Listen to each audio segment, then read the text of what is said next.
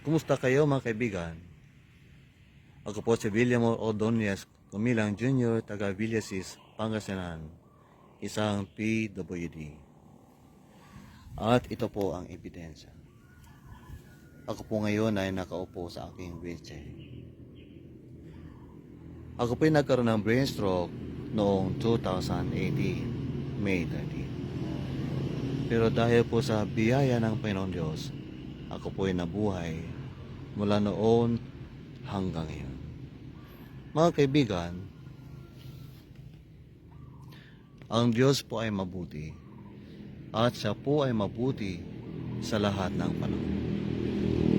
Mga kaibigan, nais ko pong kunin ang inyong atensyon para tingnan ang mga puno sa aking likuran. Yung mga puno po na yellow-green ang mga dahon. Siya nga pala, pasensya na po kung ako po'y mabagal magsalita. Huwag niyo pong patayin ang video ito sapagkat meron po kayong matututuhan mula sa video ito. Ayan po, yellow-green ang mga dahon po ng mga puno yan. Pero alam niyo mga kaibigan, noong July this year, ang mga puno yan po ay naubos po ang dahon sapagkat kinain po ng mga mababagsik na uod ang kanilang mga dahon. Pero dahil po ang mga puno yan ay hindi po namatay, sila po'y hindi nawalan ng pag-asa, kaya tumubo po ang kanilang mga dahon at gumanda muli ang mga puno iyan. Mga kaibigan, nang aking makita po ang mga puno iyan na halos mamatay na po noong 2018 this year, last month of July. Ako po talaga nalungkot. Pero na makita ko muli ang mga puno iyan na nabuhay na po ang kanilang mga dahon at bumalik ang kagandahan ng mga puno iyan, ako po'y galak na galak. At meron pong mensahe ang Diyos sa akin. Ang mensahe po ng Diyos sa akin ay pag-asa, hope. Meron pong buhay na pag-asa sa ating buhay habang tayo po'y may hininga. Habang may hininga muli. Habang may hininga, may pag-asa. May pag-asa po tayo habang meron po tayo hininga. 1 Peter 1:3. We have a living hope through Christ's resurrection. Amen. Kaya ikaw kaibigan, kung ikay may sakit, may cancer,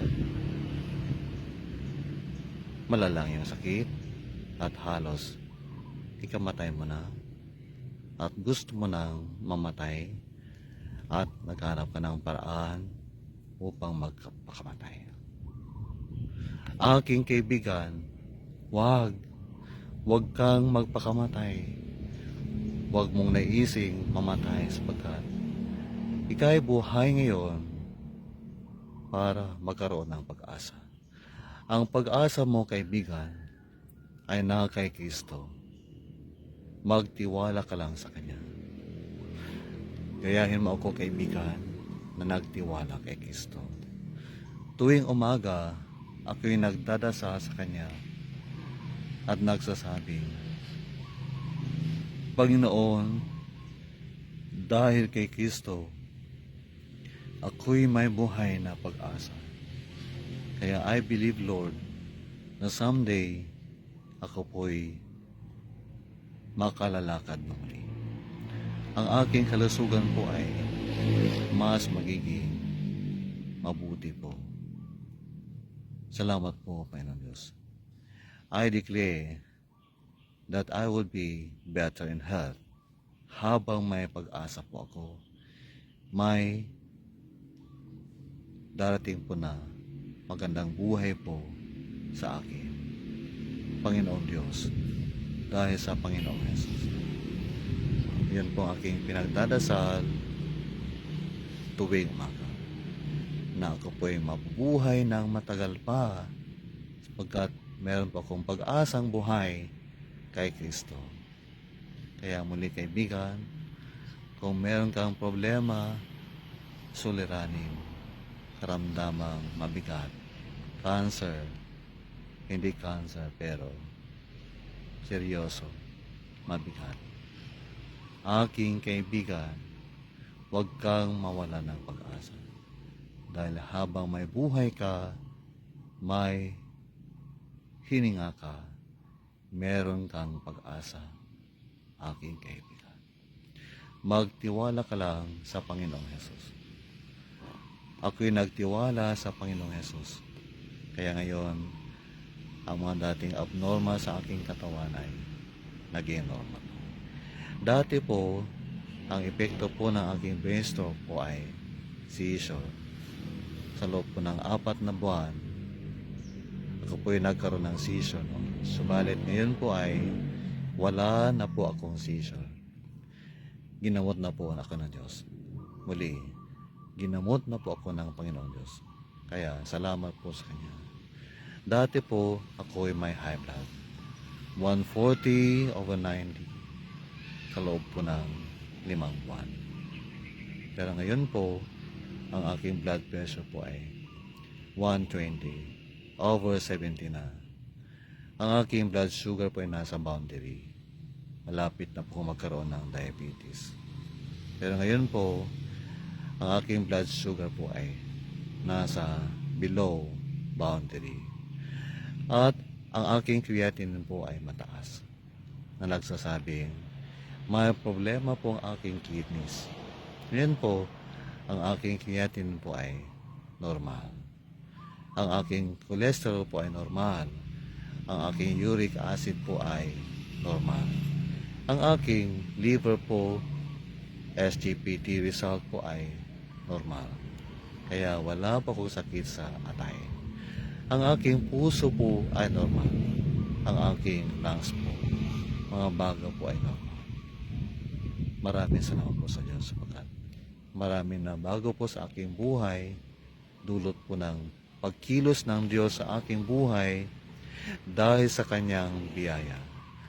Ang biyaya po ng Diyos ay sapat para sa bawat pangangailangan. Kaya ikaw kaibigan, magtiwala ka sa Panginoong Hesus sapagkat nasa Kanya ating buhay na pag-asa. Nais kitang ipagdasal, kaibigan. Pray with me.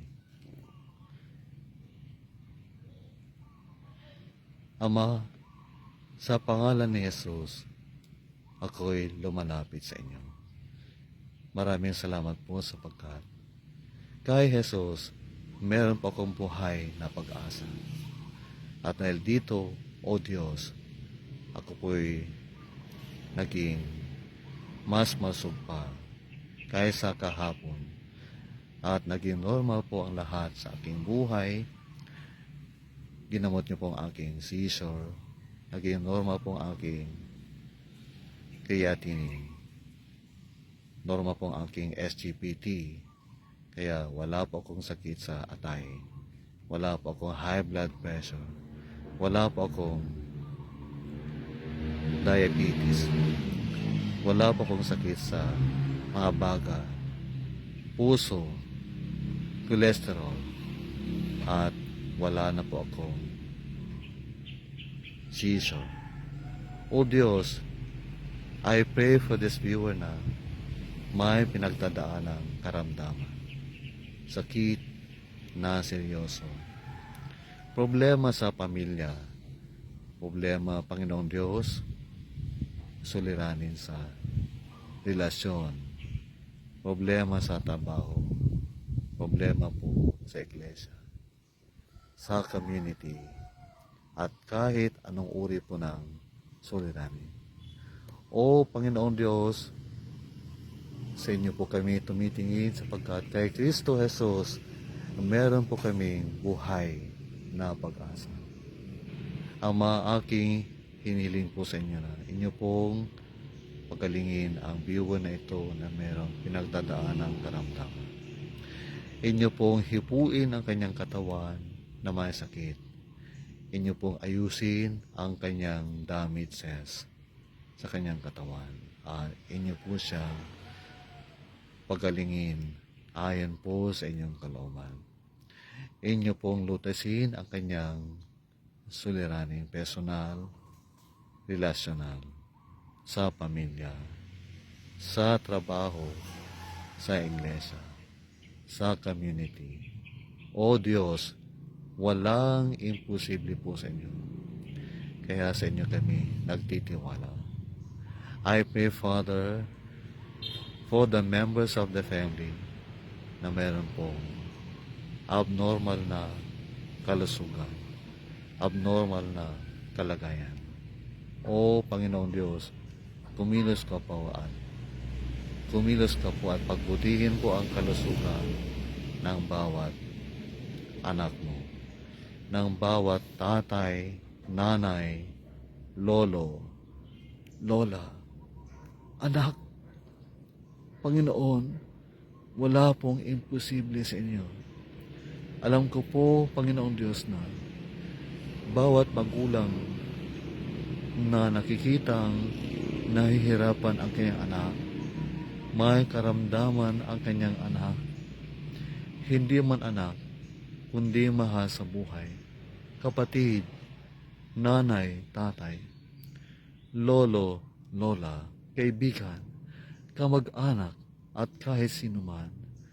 Alam ko po, Panginoon Diyos, na sila ay nahihirapan sapagkat ito po aking nararamdaman kapag meron po akong nakikita may sakit na membro po ng pamilya, mahal sa buhay. Kaya aking hinihiling po sa inyo, O Diyos, ikaw po ang kumilos at pagbutihin po ang kalusugan po ng bawat isa.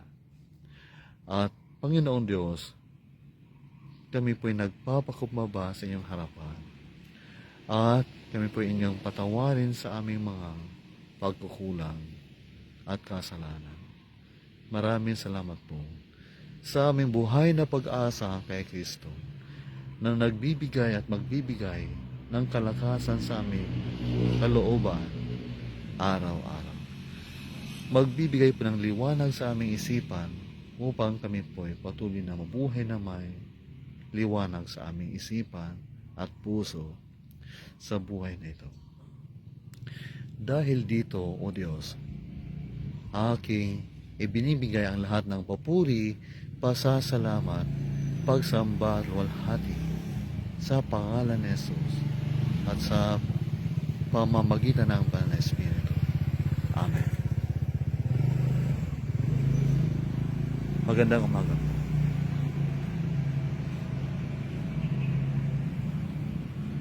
Mulan na po. God bless.